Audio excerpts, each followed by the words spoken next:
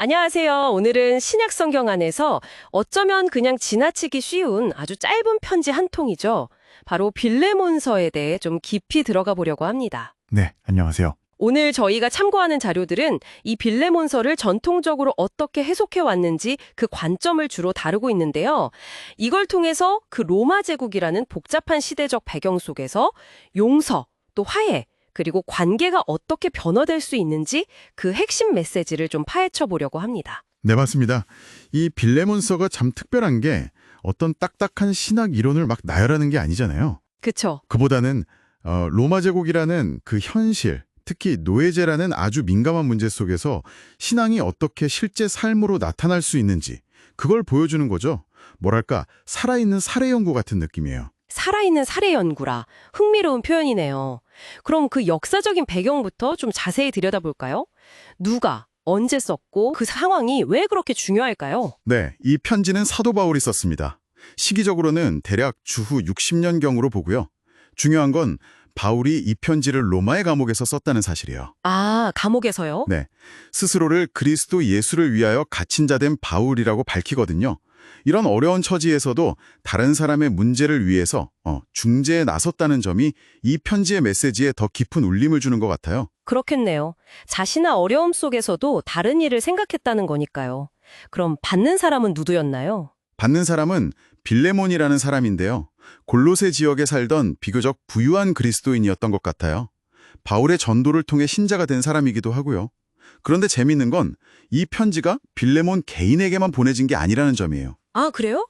네, 서두를 보면 빌레몬과 자매 아비아와 우리와 함께 병사된 아키뽀와 네 집에 있는 교회에게 편지하노니 라고 되어 있어요. 즉, 빌레몬과 그의 가족, 그리고 그 집에서 모이는 가정교회 공동체 전체가 수신자인 거죠. 개인적인 내용 같은데 왜 교회 공동체 전체에게 보냈을까요? 그게 좀 궁금하네요. 아주 중요한 질문인데요. 아마도 바울은 이 문제가 단순히 빌레몬과 오네시모, 이 두 사람 사이의 사적인 일로 끝나서는 안 된다고 생각했던 것 같아요. 그리스도 안에서 형성된 새로운 관계, 용서와 화해라는 이 가치가 어떻게 공동체 안에서 실현되어야 하는지, 그걸 보여주는 하나의 본보기로 삼고 싶었던 게 아닐까, 그렇게 해석해 볼 수 있습니다. 공동체 전체가 이 과정을 지지하고 함께 책임져야 할 문제라고 본 거죠. 그렇군요. 공동체적인 차원에서 접근했군요. 그리고 당시 로마 사회의 노예제 문제도 빼놓을 수 없겠죠. 그게 얼마나 신박했는지 알아야 바울의 요청이 얼마나 파격적인지 실감날 것 같아요. 맞습니다. 이걸 이해하는 게 정말 중요해요. 당시 로마 사회에서 노예는 법적으로 그냥 주인의 재산이었어요. 사람이 아니라 물건처럼 취급받는 경우가 많았죠. 물건처럼요? 네, 주인이 마음대로 사고 팔거나 심지어 죽일 수도 있는 그런 존재였어요. 그러니 노예가 주인에게서 도망쳤다. 이건 주인의 재산을 훔친 것과 같은 심각한 범죄였고 잡히면 정말 가혹한 처벌을 받는 게 당연했습니다. 낙인을 찍거나 십자가형에 처하는 경우도 있었다고 해요. 와, 상상 이상으로 가혹했네요. 그런 상황에서 도망친 노예를 다시 돌려보내면서 용서를 넘어서 환대하라고 요청했다니. 이건 정말 당시 사회 통념에 완전히 반하는 거였겠어요. 그렇죠.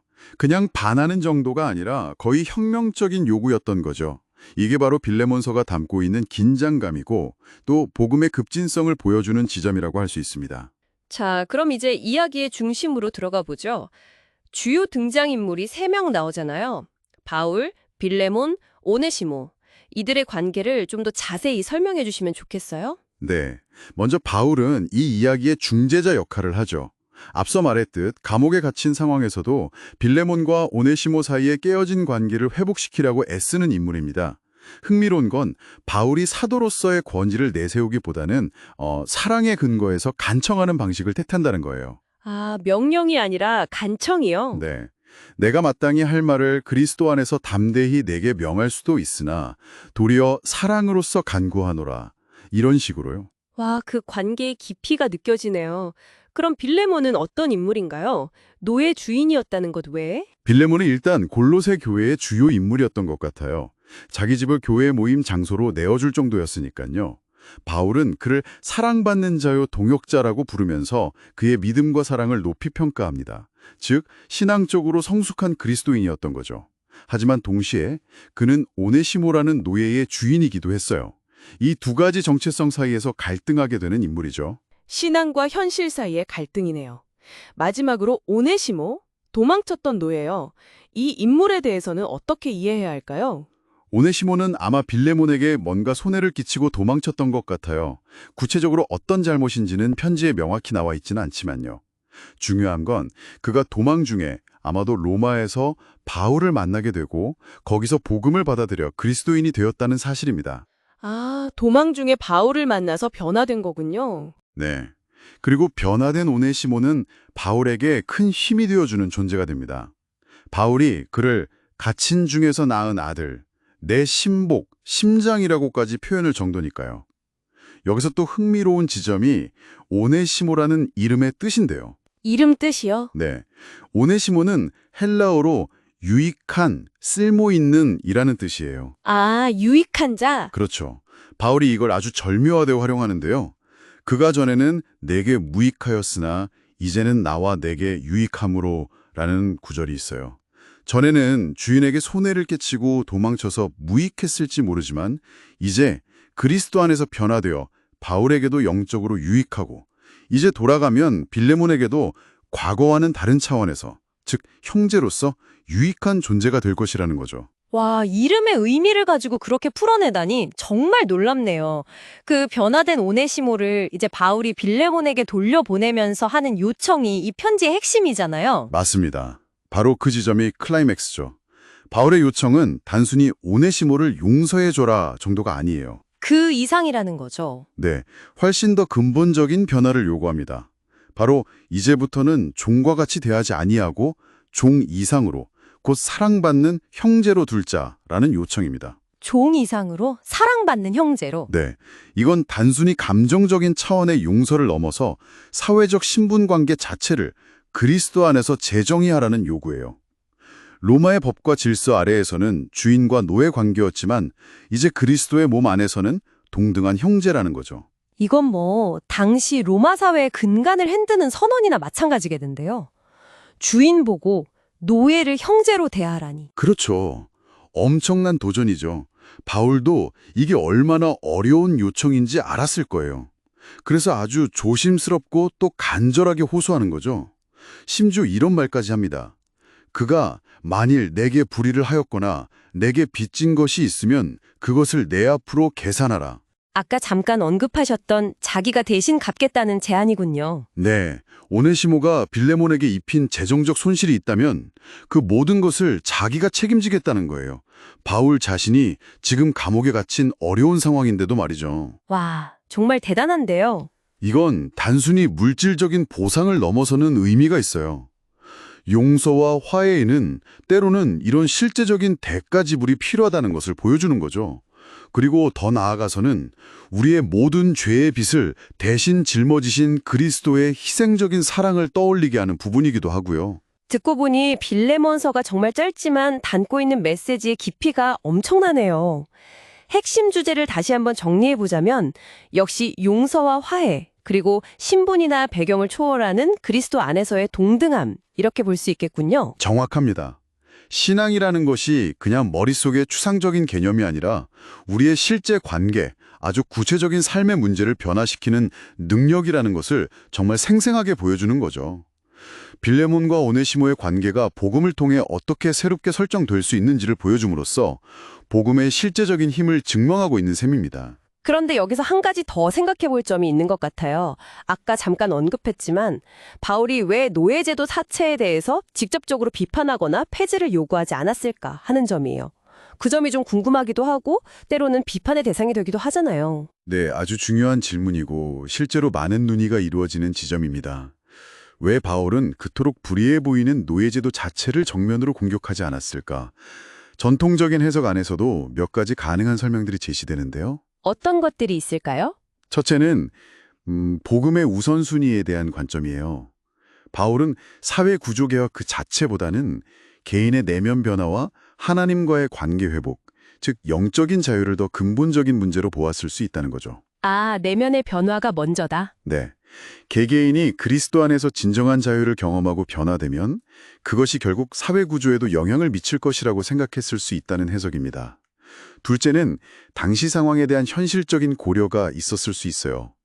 로마 제국 전체의 근간과도 같은 노예제도를 정면으로 공격하는 것은 엄청난 사회적 혼란을 야기할 수 있고 또 기독교 공동체 자체의 생존을 위협하거나 복음 전파에 큰 장애물이 될 수도 있었겠죠. 너무 급진적인 주장은 오히려 역효과를 낼 수 있다고 판단했을 수도 있겠네요. 그럴 가능성이 충분히 있죠. 셋째는 바울이 추구한 변화의 방식과 관련이 있을 수 있습니다. 그는 외부적인 제도를 당장 바꾸는 혁명보다는 복음을 통해 사람들의 마음과 관계를 근본적으로 변화시키는 내부로부터의 혁명을 더 중요하게 생각했을 수 있다는 거예요. 내부로부터의 혁명. 흥미로운 표현이네요. 네.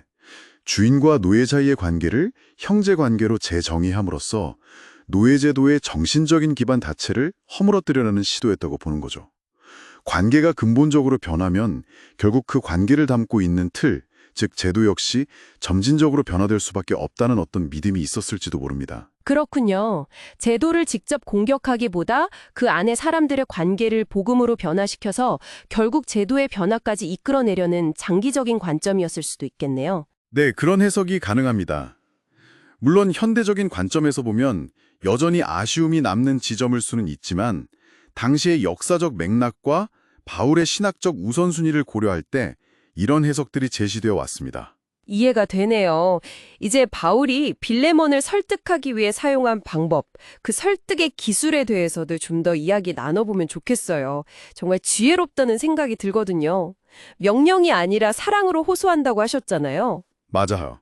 바울의 설득 방식은 정말 탁월합니다. 관계 중심적인 리더십과 갈등 해결에 아주 좋은 예시라고 할 수 있는데요. 몇 가지 단계로 나눠볼 수 있을 것 같아요. 단계적으로요? 네, 우선 편지 서두에서 빌레몬의 훌륭한 점들을 진심으로 칭찬합니다. 그의 믿음과 모든 성도에 대한 사랑을 언급하면서 그로 인해 자신이 큰 기쁨과 위로를 얻었다고 말하죠. 이건 일단 상대방의 마음을 열고 긍정적인 분위기를 조성하는 효과가 있어요. 먼저 칭찬으로 시작해서 마음을 여는 거군요. 그렇죠. 일종의 라포 형성이라고 할까요? 그런 다음 본론으로 들어가서 오네시모를 위한 요청을 하는데 여기서 앞서 말했듯이 사도로서 명령할 수도 있지만 그렇게 하지 않아요. 대신 늙은 나 바울은 지금 또 예수 그리스도를 위하여 갇힌 자 되어 자신의 연약한 처지를 언급하면서 사랑으로 간구한다고 자세를 낮춥니다. 자신의 권위보다는 관계와 사람에 호소하는 거네요? 네. 그리고 오네시모가 더 이상 과거의 그 오네시모가 아님을 강조하죠. 갇힌 중에서 낳은 아들, 내 신복이라는 표현을 쓰면서 오네시모가 자신에게 얼마나 소중하고 변화된 존재인지를 강력하게 어필합니다. 이건 빌레몬으로 하여금 오네시모를 새로운 시각으로 보게 만들려는 의도가 담겨 있죠. 오네시모에 대한 인식을 바꿔주려는 거군요. 맞습니다. 그리고 결정적으로 종 이상으로 곧 사랑받는 형제로 둘자라는 관계의 재정의를 요구하고 만약 손해가 있다면 자신이 책임지겠다는 제안까지 하는 거죠. 이건 빌레몬이 가질 수 있는 현실적인 부담감까지 고려한 아주 세심한 접근이라고 볼 수 있어요. 정말 다각적으로 설득하고 있네요. 마지막으로 또 다른 전략이 있었나요? 네, 편지 말미에 보면 이런 말이 나와요. 오직 너는 나를 위하여 숙소를 마련하라. 너희 기도로 내가 너희에게 나아갈 수 있기를 바라노라. 아, 방문 계획을 언급하는군요. 그렇죠. 이게 그냥 단순한 안부 인사가 아닐 수도 있다는 해석이 있어요. 자신이 곧 방문할 것이라는 암시는 빌레몬에게 바울의 요청을 긍정적으로 받아들이도록 하는 일종의 부드러운 압박 혹은 격려가 될 수도 있었다는 거죠. 물론 이게 주된 목적은 아니었겠지만 바울의 세심한 설득 전략의 일부로 볼 수도 있습니다. 와, 정말 편지 한 통에 엄청난 설득의 기술과 지혜가 담겨 있네요. 오늘 빌레몬서를 이렇게 깊이 들여다보니 짧지만 정말 강력한 메시지를 담고 있다는 걸 다시 한번 느끼게 됩니다. 네, 맞습니다. 복음이 어떻게 개인의 삶을 변화시키고 그 변화가 어떻게 깨어진 관계를 회복시키며 나아가 당시의 사회적 통념과 질서에까지 도전할 수 있는지를 아주 구체적인 이야기를 통해 보여주는 거죠. 용서와 화해, 그리고 그리스도 안에서 모든 사람이 형제로서 동등하다는 그 선언이 얼마나 혁명적인지를 깨닫게 해줍니다. 오늘 이야기를 종합해보면 빌레몬서는 결국 복음의 능력이 어떻게 실제 삶 속에서 관계를 변화시키는지를 보여주는 강력한 사례라고 할 수 있겠네요. 다른 사람을 더 이상 세상의 기준으로 보지 않고 그리스도의 시선, 즉 형제로 바라보게 함으로써 사회적 규범에까지 도전하는 힘을 보여준 거고요. 정확하게 요약해 주셨네요. 이제 마지막으로 오늘 이야기를 들으시는 분들께 생각해 볼 만한 질문을 하나 던져드리고 싶습니다. 네, 어떤 질문인가요? 바울은 당시 사회의 큰 문제였던 노예제도라는 시스템 자체에 즉각적인 폐지를 외치기보다는 그 시스템 안에서 살아가는 사람들 사이의 관계를 복음으로 근본적으로 변화시키는 데 집중했습니다. 우리는 이것을 내부로부터의 혁명이라고 표현했는데요. 네, 내부로부터의 혁명. 이 원리가 오늘날 여러분이 각자의 삶 속에서 마주하는 뿌리 깊은 사회적 문제들이나 혹은 개인적인 관계의 갈등들을 다루는 데 있어서 어떻게 적용될 수 있을까요?